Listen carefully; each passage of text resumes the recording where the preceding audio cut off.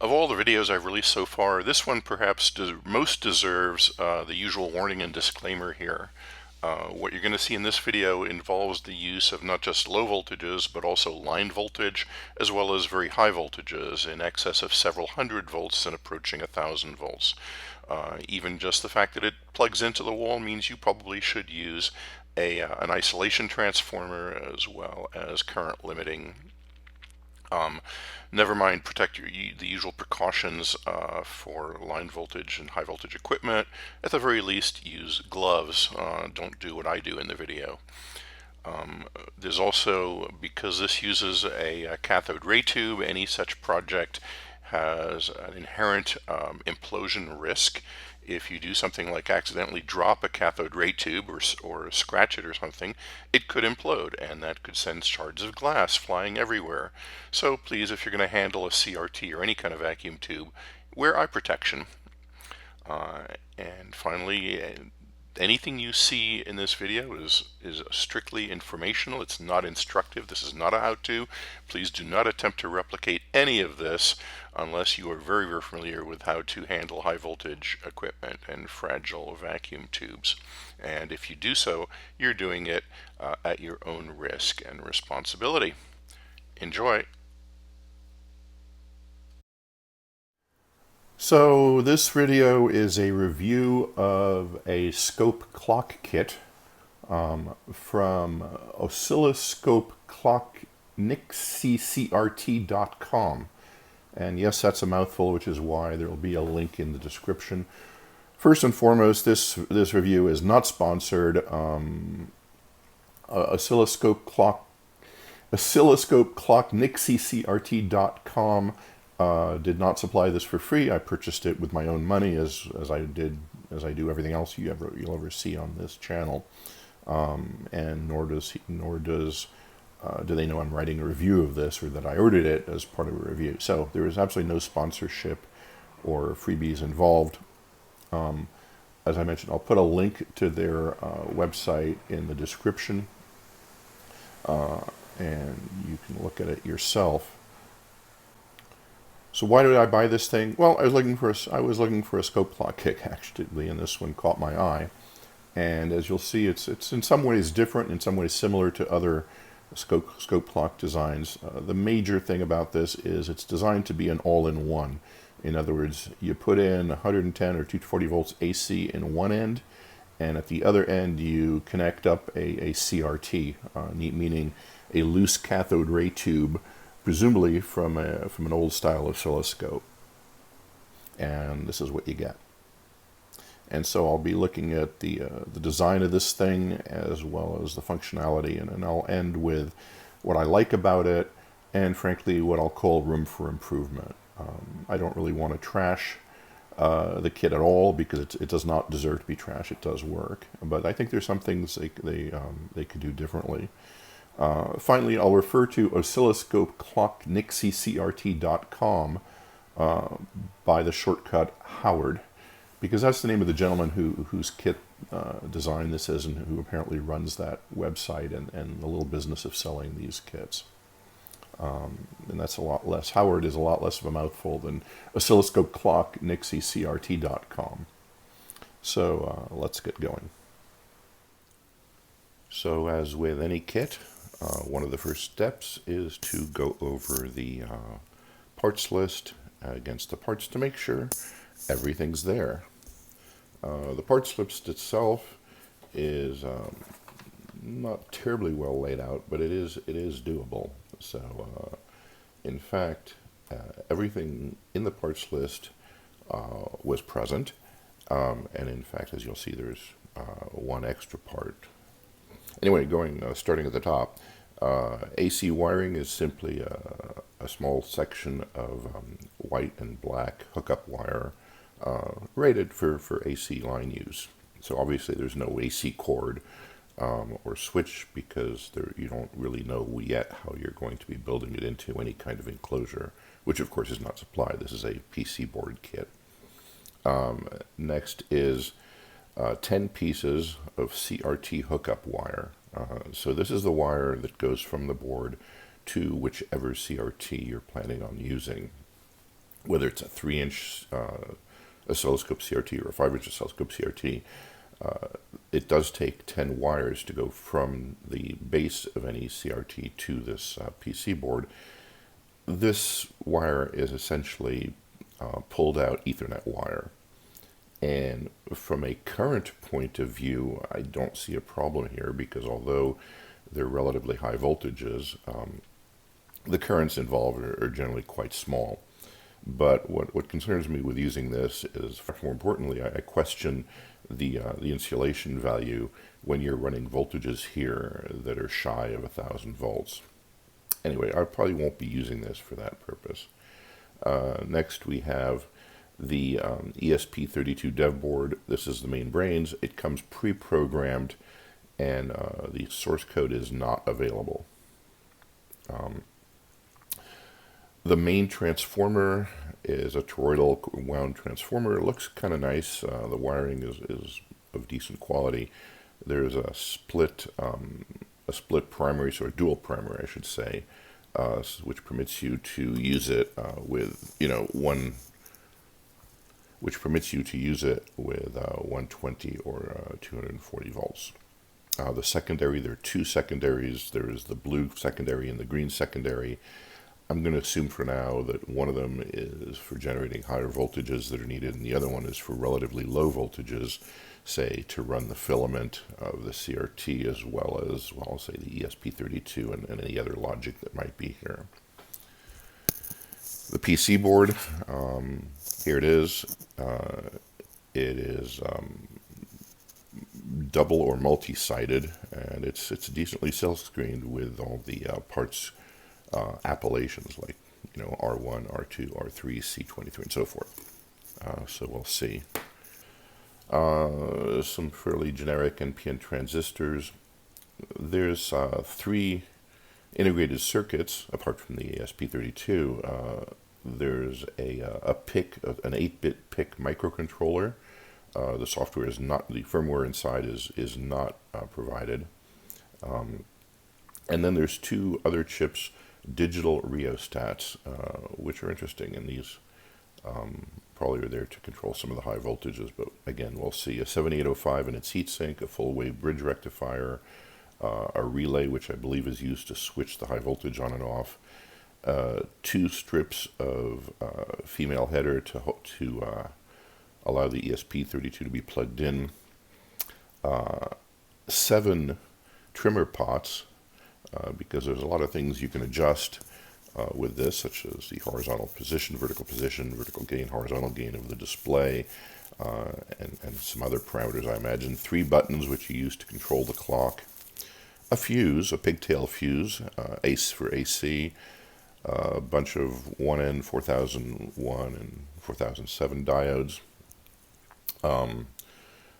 some filter caps, some ceramic caps, a 4-pin jumper, which is designed, I think, to allow you to set it to 110 or 240 volts. 2 LEDs, even though the parts list only calls for 1. These are crystal clear blue LEDs, so you have an extra blue LED. A neon bulb, which is a high voltage present indicator, which I believe is when the relay turns on. You can just be warned that there is now high voltage running around to the CRT and on the board. And then all of the resistors. And that's really the sum total of all the parts in this OSC 7.8 oscilloscope clock kit.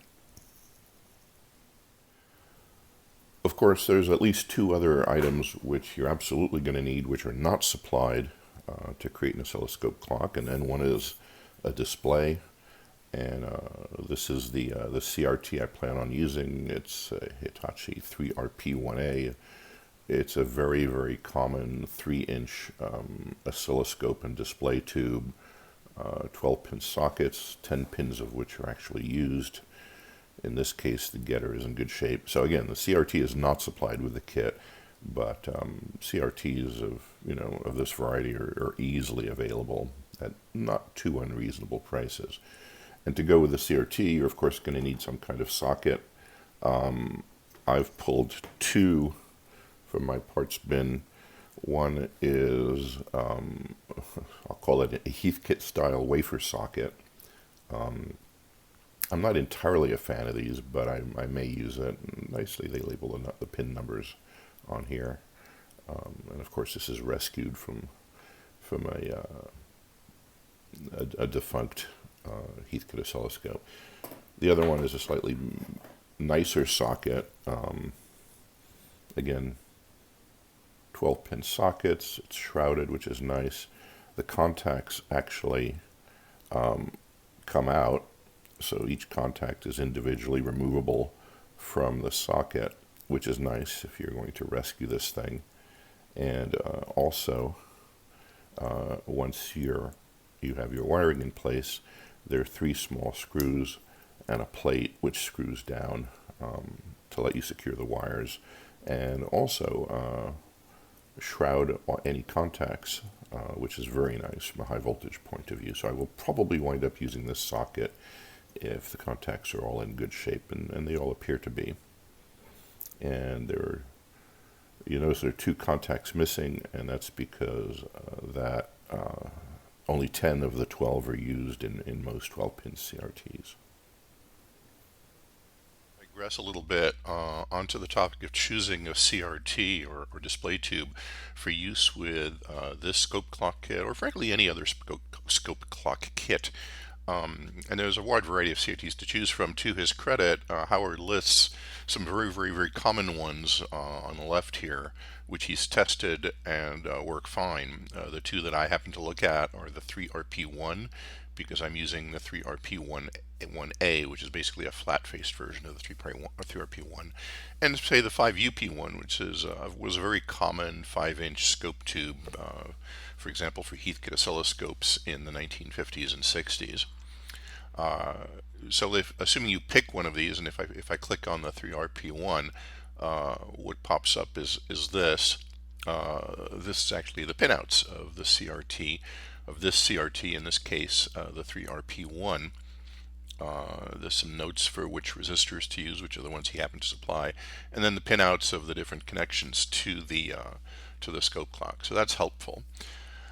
But frankly, regardless of which which CRT you choose, whether it's one of these on his list or even another one, and it might not well be on this list, you really need to look at the spec sheets for a CRT to watch out for certain things.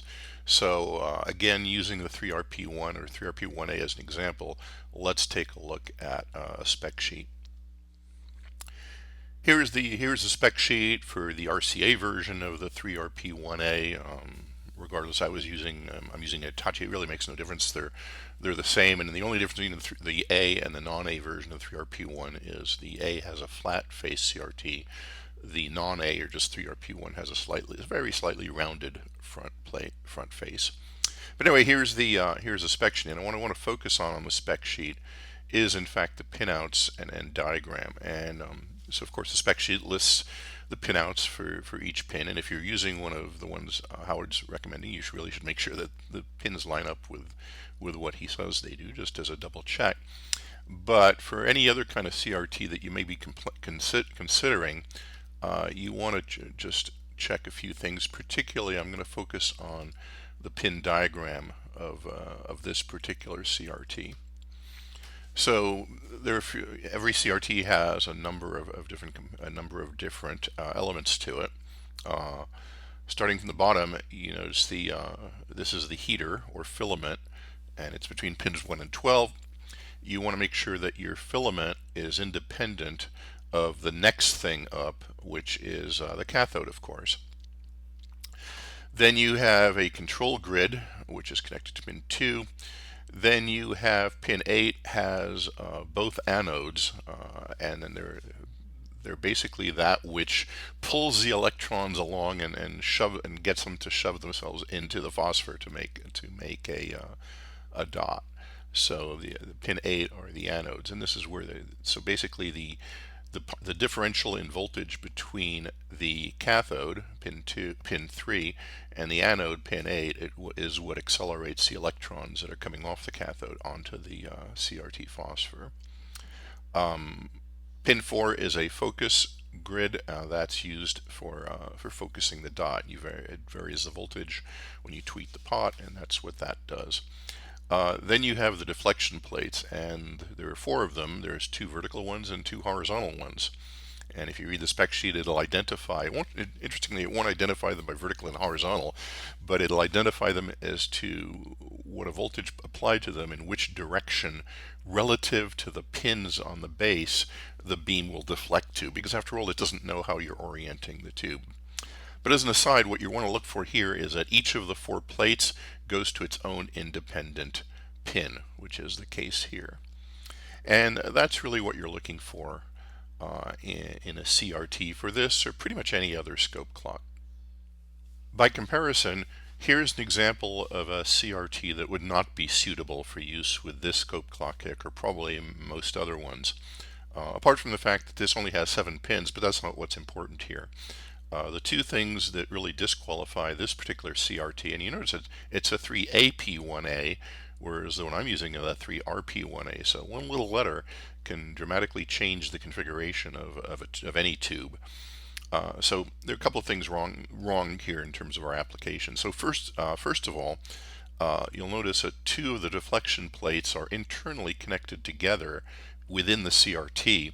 And furthermore, they're connected to the anodes directly, and all of that is brought out to just one pin, and so that's not what you want.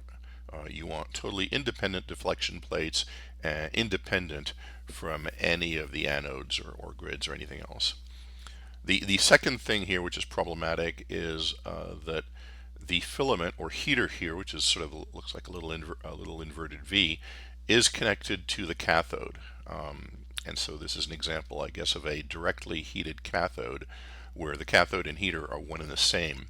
And this is not what you want. You want an independently or indirectly heated cathode where the filament is brought out to its pins, just like it is here, but the cathode is also independently brought out to its very own pin. And so these are the reasons why such a tube would not be suitable.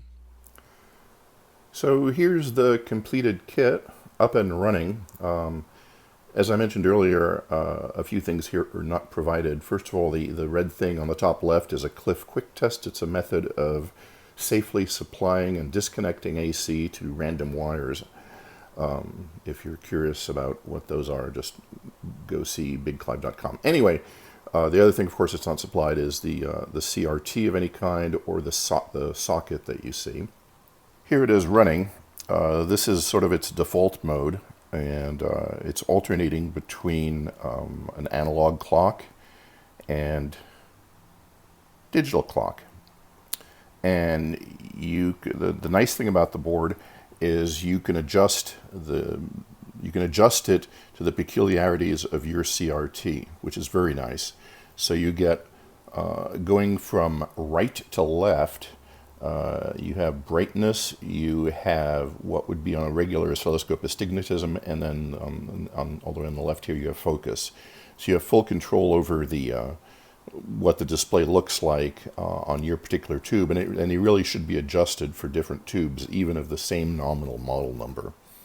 And so that's very nice. These two small trimmer pots in the center of the picture here, and again, forgive me for not pointing, but there's a reason for that. Those two trimmer parts adjust what would be normally horizontal and vertical gain on a scope. In other words, right now I have those set to basically fill up the circumference of the tube, but it is adjustable. And finally, the two trimmer pots that you see in the middle of the picture here that are edge mounted, those are horizontal and vertical position. So you can center the display on your tube, and so you have full control, which is very, very nice.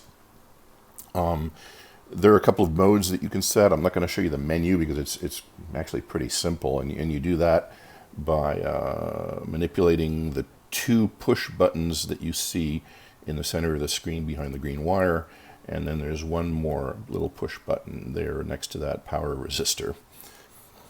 So right now I have it showing Arabic numerals on the clock face in analog and alternating analog and digital. You can, of course, you can set it so that it stays in analog or stays in digital. And in analog, you have a choice of Arabic as here, or you can also have Roman numerals. So the good news is it works, and I really do like the adjustments that they make provisions for on the board. So Howard has basically tested this on a rather large number of vintage CRTs of various makes and ilks and sizes. Typically, you'd probably want to run this on either a 3-inch CRT, such as this one, or perhaps a 5-inch CRT. But if you go with a 5-inch CRT, you probably want to go with the high voltage version of this board. And so right now this tube is running on several hundred volts of anode differential. But you may have, for example, 5-inch CRTs that require 1200 or 12 or 1600 volts of anode to get the electrons moving. And so he also sells a high voltage version of the board, which is basically the same board assembled a little bit differently, and more importantly, a different power transformer than you see here. I actually like this power transformer. The red and black are the primaries, and it's a dual primary, which allows the board to select via. There's a little jumper in the middle of the board, in the middle of the picture here, that lets you select 120 or 240 volts AC. The secondaries, there are two secondaries, blue and green, which also go into the board and of course feed the circuitry. So yes, with this particular dropping resistor that is right next to the two green filament wires for the CRT, I measured something on the order of 5.5 volts, whereas the CRT is spec'd for 6.3 volts. So again, the CRT is running a little bit low voltage on the filament. I'm actually not unhappy with that. But what it means is when I contact here, let's turn the thing on. The CRT will it takes quite a few seconds to come up to and become bright. The other thing that's kind of neat is the ESP32 apparently is programmed to start its boot up routine, and it will ascertain the time of day one way or the other, and then, only then, will it turn on the high voltage. So when I power this on, and I'll do that right now, you'll notice the blue LED in the back and the ESP32 will come to life, but the neon bulb won't come on right away. So here we go. Contact. There's the blue LED that you can see maybe in the background. And notice the neon bulb turns on now. And that means that the ESP32, if not in manual mode, has ascertained the time of day. Right now I'm getting it via Wi-Fi and NTP. But nevertheless, I'm going to be waiting a while before something appears on the CRT. Ah, there we go. So here, and the time is accurate because it did an NTP query over my Wi-Fi. And so now I'm going to actually power the thing off because I'm going to handle the board, and I just want to comment on some aspects of the actual PC board. So here's how on this one I turn the power off in a safe fashion. So with the power safely disconnected, here's the bottom of the board all soldered up. The black and white wire is line voltage going in into those two areas. Notice the multi-hole arrangement here. I'm not sure I'm a fan of this particular arrangement, but it does the job. And so you have live AC voltage, either 120 or 240, going into the board here. Here's a little jumper which lets you select 120 or 240 volts, and really what it does is it essentially rewires the two primaries to either be in parallel or in series. Parallel for 240, a series for 120, I would imagine. Depending on whether you're configuring this board for high voltage or low voltage, and that would mean a separate, a different power transformer. You jumper. Well, let's use a pointer. Why not? You do jumpers such as this to sort of configure the board for that particular application. You'll notice you probably can't notice, but in fact this is revision 7.8 of this OSC, or OSC 7.8 of this board. So it's been through several revisions over the time it's been available, and I guess that kind of shows because there are several component positions. There's probably less than about maybe 10 component positions. You can see a couple of here that are unused, and the instructions do tell you that it's okay once you're done building, populating the board, soldering it up. It's okay that there will be component positions which are silk screened but unused in this rev of the board. What I would have preferred is that, plus if you'd called out which positions are unused so you know that you didn't miss something or put something where it shouldn't be, that would be nice. But in fact, if you follow the instructions absolutely very carefully, it all works out.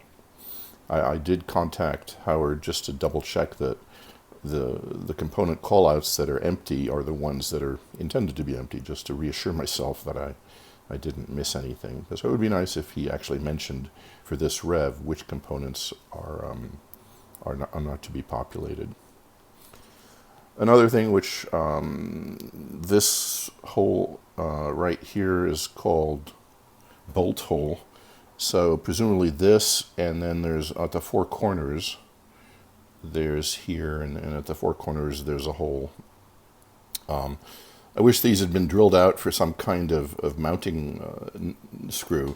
Of course, that would have meant that you'd have had to pick a diameter, and so instead of picking a diameter, he chose just to make sure there's clearance to other circuitry, and there's obviously what amounts to a pilot hole, but you're going to have to drill this out in order to mount the board, at the very least at the four corners, if not a separate mount in the middle,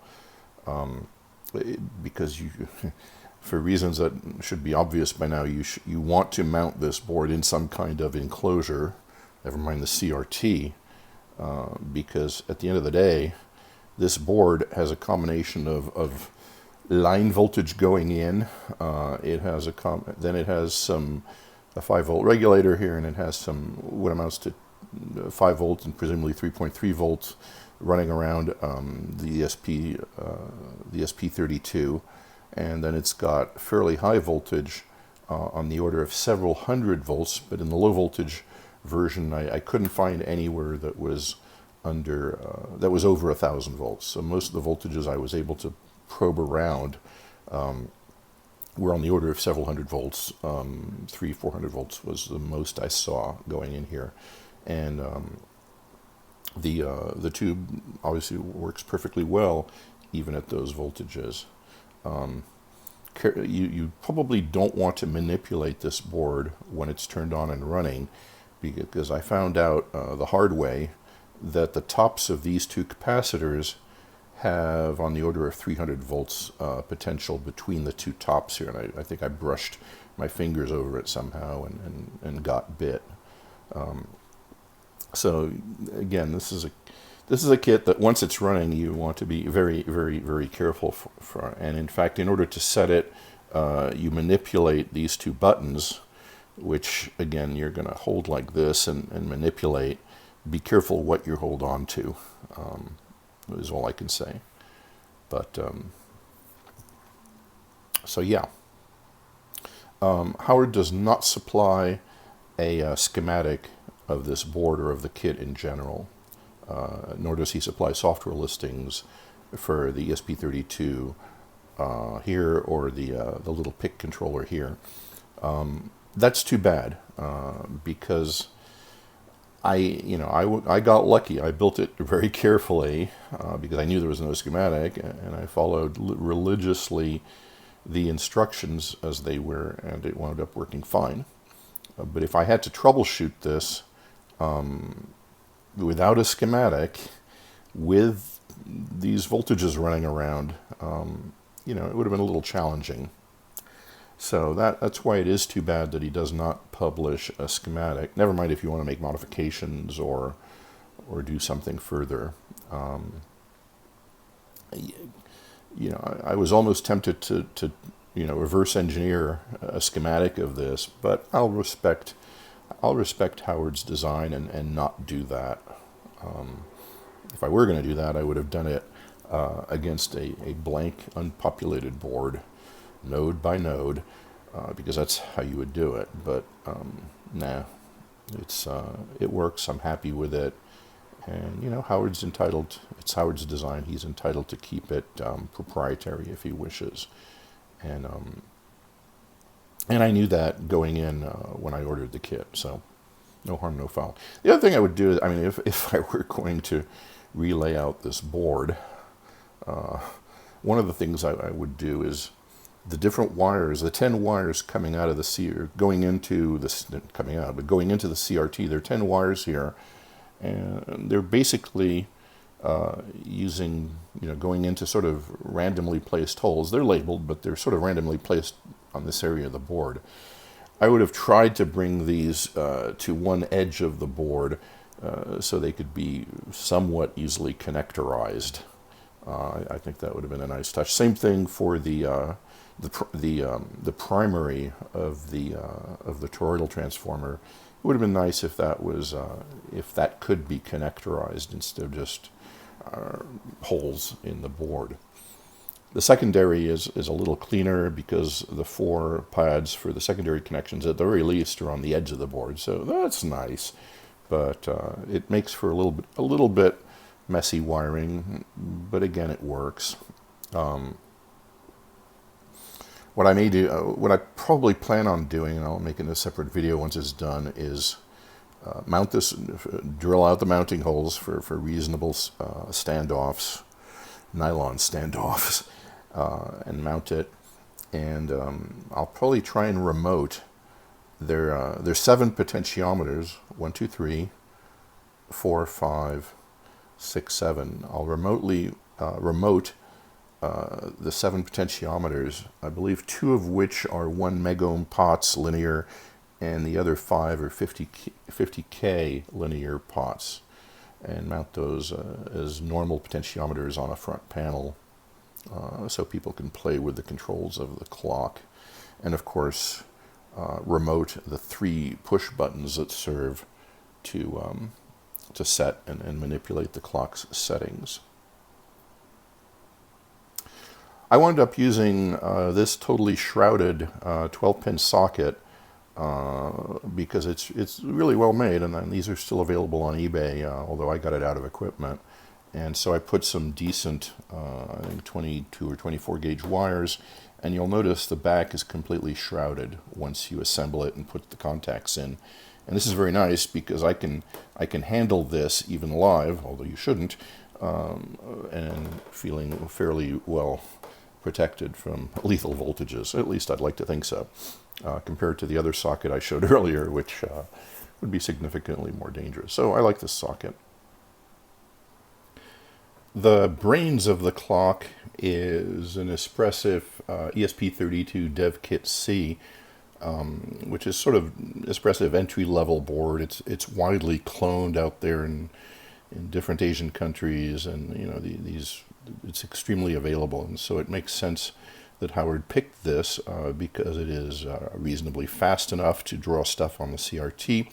Plus, it has built-in Wi-Fi, which is useful if you want to put it in automatic setting mode.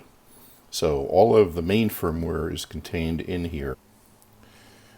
There are, in addition to the ESP32 Dev Kit, there's 3 other chips here. The topmost of the ones you see here is interesting. It's a 12F629, I believe, PIC 8-bit microcontroller. And you might ask, why put in such a tiny little microcontroller when you have the whole ESP32 doing most of the work?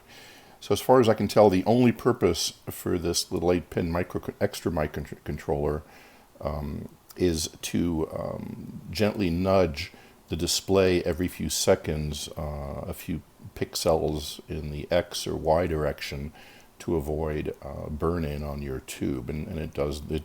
If that's all it does the job very well. But for some reason, Howard decided to put that on a separate microcontroller, and it simply apparently nudges the horizontal and vertical position signals. The other two chips, and I'll put up their datasheet quickly.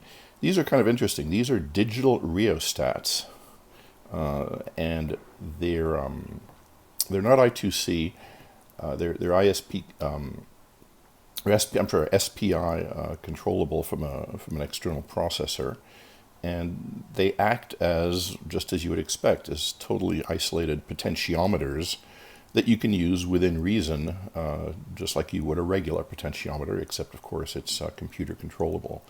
So I find these interesting, and clearly these are being used to control the X and Y deflection of the beam, whether in real time or as part perhaps of the horizontal and vertical position control. But these chips are actually worthy of a look because they're actually kind of interesting. So here's part of the spec sheet for the two digital rheostats that Howard is using in his design.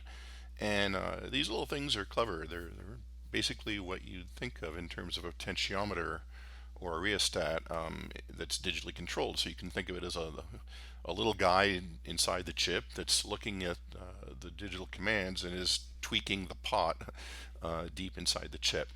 How the chip works is actually worthy of its own little discussion, but one thing I did find out from this is what the difference between a rheostat and a potentiometer is. And you can see the difference between the two diagrams on the bottom right here. Basically, if you take a potentiometer and whack off one of its outer legs, you now have a rheostat. There's a nice bright blue LED which tells you this is presumably that the low voltage power is on. But of course there's also an LED on the ESP32 dev kit.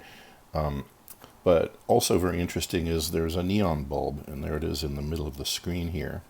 And the neon bulb serves as perhaps as a warning that the high voltage has been enabled, and the ESP32 controls this relay, which serves to start making and sending out high voltage where it needs to go to the tubes, anodes, and grids, and so forth. And so this little neon indicator is there to tell you that high voltage is now being generated and is present.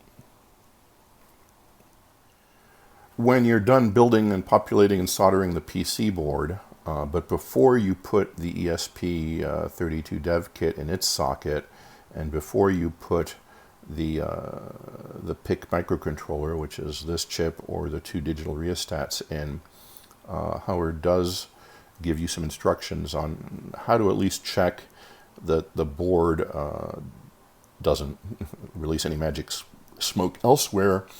The blue LED comes on showing that you have low voltage DC. There's a convenient 5 volt and ground output here that you should check with a multimeter and make sure that's producing regulated 5 volts, because behind that little heatsink is a 7805 5 volt regulator. And also, if you jumper a particular pin on the ESP32 socket, that simulates high voltage being commanded on by the ESP32, which isn't there, and so you should hear the relay click. And so that at least makes you comfortable that pretty much all of the board is probably mostly wired, soldered, and set up correctly. So that's actually comforting. And then he instructs you to put the digital rheostats in. And also then, before then, once you see the neon bulb turn on when you command the relay on, the neon bulb will turn on, meaning there's high voltage. At that point, you can be fairly confident that you can plug in or connect your oscilloscope tube of choice, and you should see a big splotchy blob of green, which means at least the high voltage is working, your oscilloscope tube is working, and you can adjust the intensity, focus, and astigmatism controls before you plug in the expensive parts. Well, at least the unobtainium or not reobtainium parts easily, which is the programmed ESP32 and the PIC microcontroller. Then you plug in the two digital rheostats. You can, at that point, once you plug in the two digital rheostats, but not the controllers, you can at least fool with the horizontal and vertical position of your newly focused dot. And so that's reassuring, because that tells you basically everything's probably going to work fine. And in fact, at that point, you're ready to plug in the ESP32 and the little PIC microcontroller. Actually, you plug in the PIC microcontroller first, and what all that does, before you plug in the ESP32, then you plug in the PIC microcontroller, and at that point, you'll see the dot simply move gently within a certain area around the tube, and that's really just there to prevent screen burn-in of the entire display. But at that point, all it has to work with is a single dot on the display. So at least you know the PIC is working and doing the little job that is assigned to it. Then you plug the ESP32, and you'll start getting a display like this, which you can adjust to taste with all the different gain control and position control to center it. The interesting thing is when you center it, you're centering it, but you really don't know where the position shifter is doing where it is in its little cycle. So you just kind of wing it, and so you might be off the edge of the tube, so you readjust it a little bit, and you'll be fine. So here, whoops, let's go back. So I'm going to show you the different controls, the potentiometers that you can adjust. I was going to say play with, but that doesn't seem appropriate here. But I'll show you their effect. And the point here is that you can easily set this up for almost any size CRT, probably circular CRT, but that's you should be able to adjust this. So I'm going to use, by the way, a plastic, usual RF alignment tool, but just to twiddle the potentiometer. So I'll start with this one, the big white guy. This is brightness, so you can set him. If you set him too high, you'll get nice brightness, but it'll bloom, and that's simply a function of this CRT. So you want to set it at a brightness which is bright enough without starting to distort. Then we have focus, which works as you would expect if it were on an oscilloscope, and it's a trimmer pot. Here we go, and you can set the focus, and these are settings that you probably want to set when there's no ESP32 in, as he suggests, and you're setting it for a nice, beautiful, tiny, perfectly focused dot when there's no deflection of any kind. But you can always play with it, obviously, while it's working. And so that's, there we go.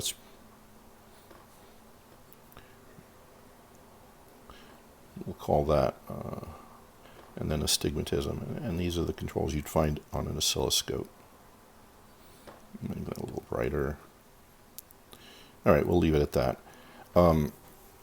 You then have controls which basically amount to horizontal and vertical gain. So here's vertical gain, and then there's, if I can get to it, doing this one-handed, horizontal gain. Whee! And so you want to set that so it fills in a nice circular pattern as much or as little of the CRT as you wish. Keeping in mind that, I don't know if you see it here, but so set the gain, but the position shifter chip is doing its job in the background, so that it's subtly moving the display in tiny increments around. So, and then finally we have our position controls, which are the edge-mounted ones, and so you have horizontal position, and of course, there you go, vertical position. And again, here I've maladjusted this horizontal position, so I want to get it back. If I'm going to do this properly at the end, I would probably want to set it so it temporarily, so it only shows analog clock, because that'll let you, you don't have to wait a few seconds each time. You can certainly set it to just show analog, or just show digital, or alternate, or show Roman numerals, and so forth. So anyway, those are the controls you have access to. The point being is, first of all, please use an insulated alignment tool.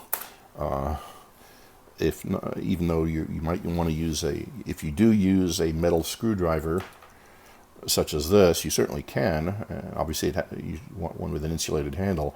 The problem with this is if you miss, you might touch something which lets out magic smoke, and that would be bad.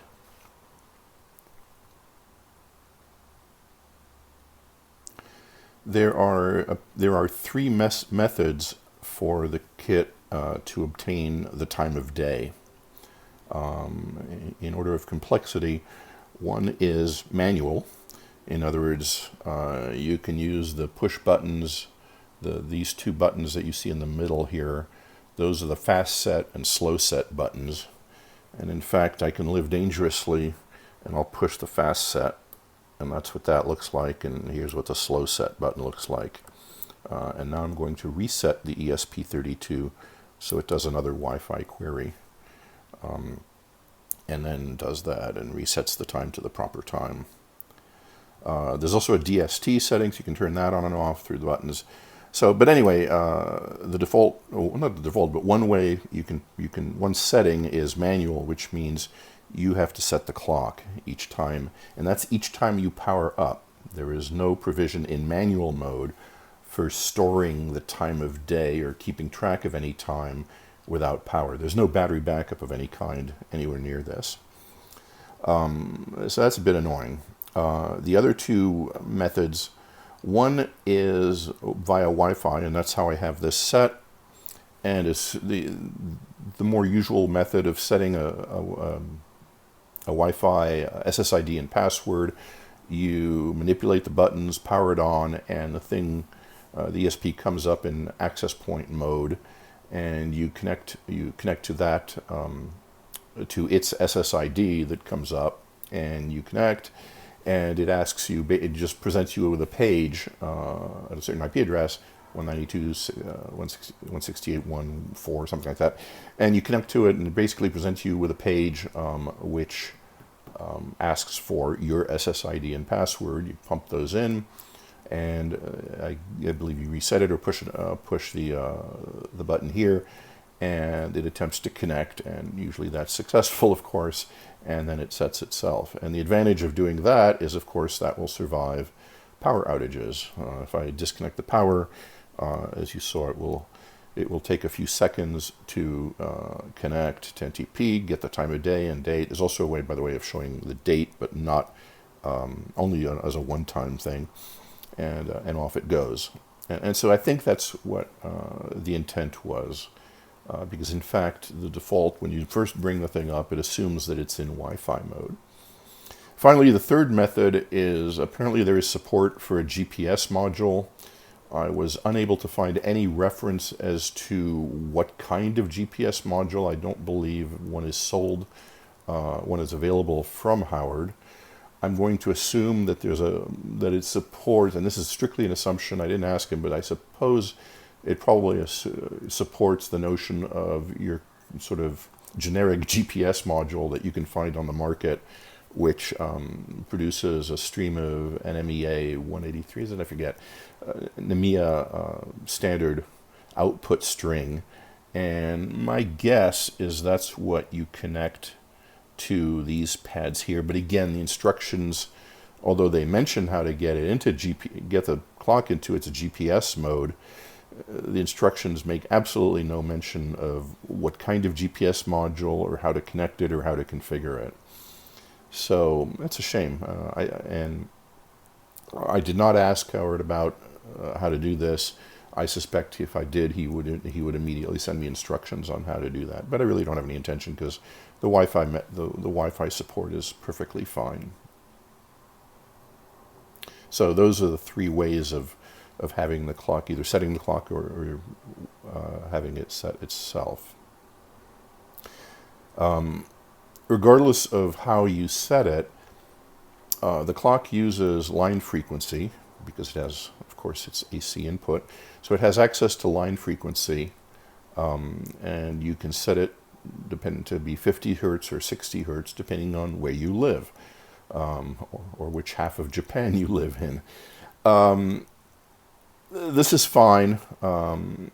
It's not clear to me whether, in fact, for example, in Wi-Fi mode, it's not clear to me at all how often it refreshes the time by doing an NTP request.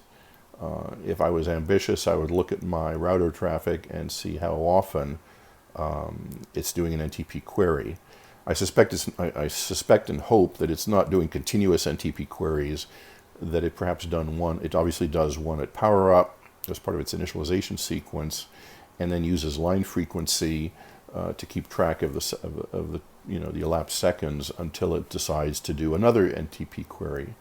But there is no documentation at all on how frequently that happens, or if it happens more than once after startup.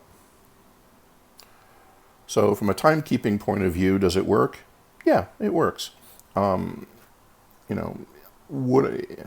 If I were designing this myself, as I have designed many clocks, although I've never designed a CRT, a scope clock, I would make provisions for some sort of external, or I would use some sort of external time base. My time base of choice for building clocks, and I've built a lot, see my banner page, is to use something like the DS3231, which is a battery-backed, extremely accurate real-time clock.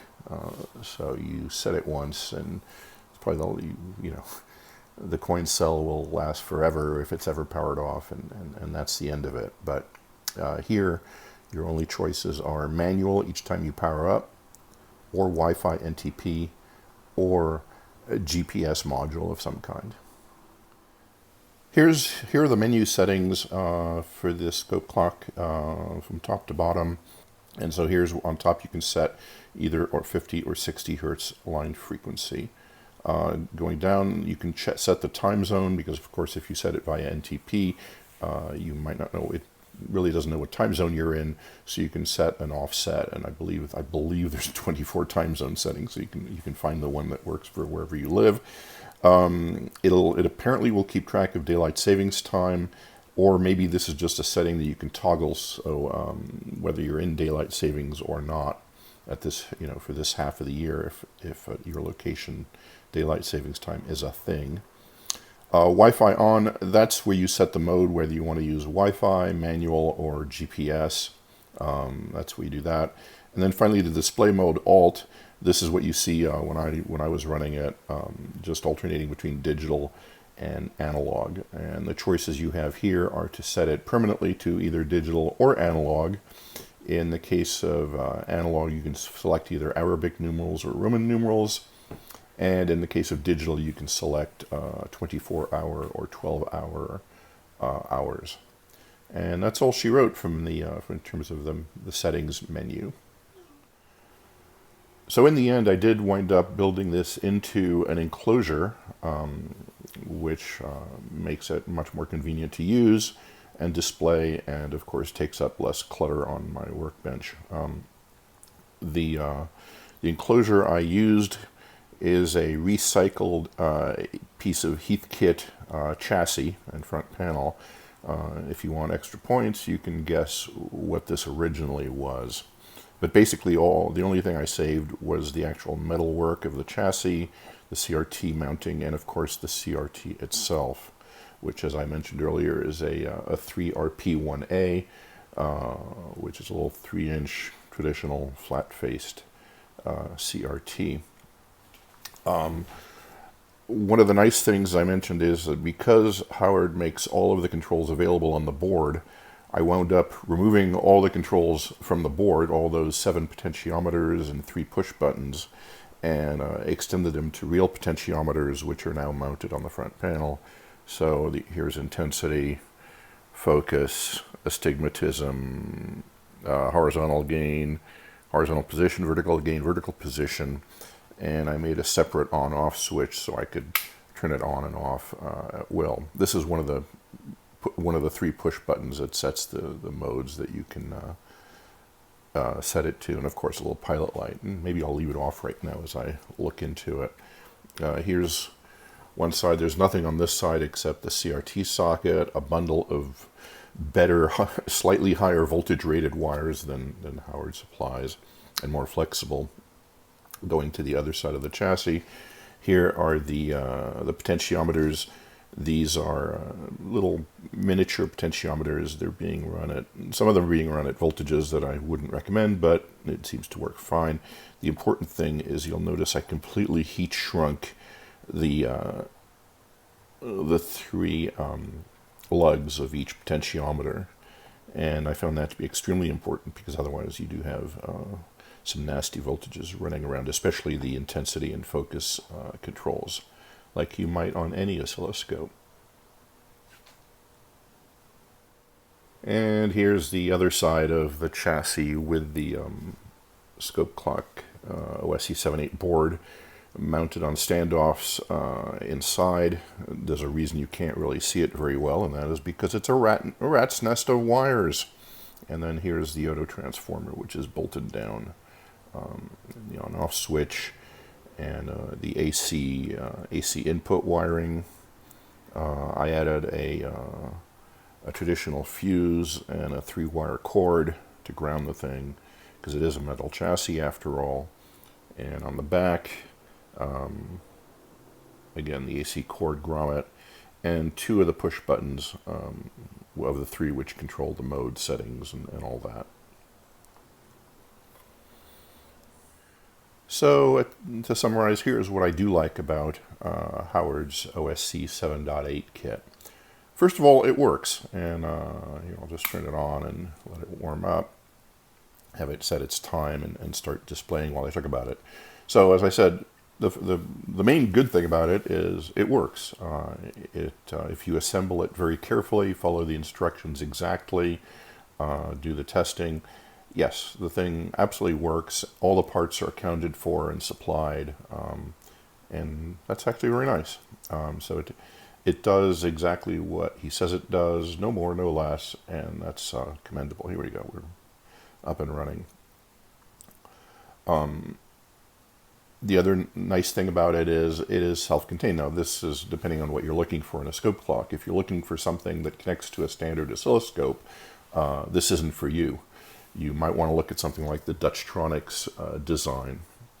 But this is all-in-one in that it takes AC in and produces effectively high voltage for a tube you supply out. Everything else everything in the middle between those two is included. So if that's what you're looking for, this kit certainly does that. I'll also mention that Howard himself is extremely helpful in that I did have a question, or he answered immediately within a couple of hours and cleared it up for me. So to the extent that I did use his support, I would treat it as excellent, and so he's to be commended for that. Here's my section on what I'll call room for improvement. So suggestions. Again, I'm not here to trash his kit because I don't think it deserves it. It's a good kit, it works. But if I were doing it, I'd suggest a few things be done differently. First of all, I think it would be useful to release the schematic for the hardware. If for no other reason, if when you're building a kit and suppose it doesn't work, to troubleshoot it in this case, a schematic would almost be a necessity.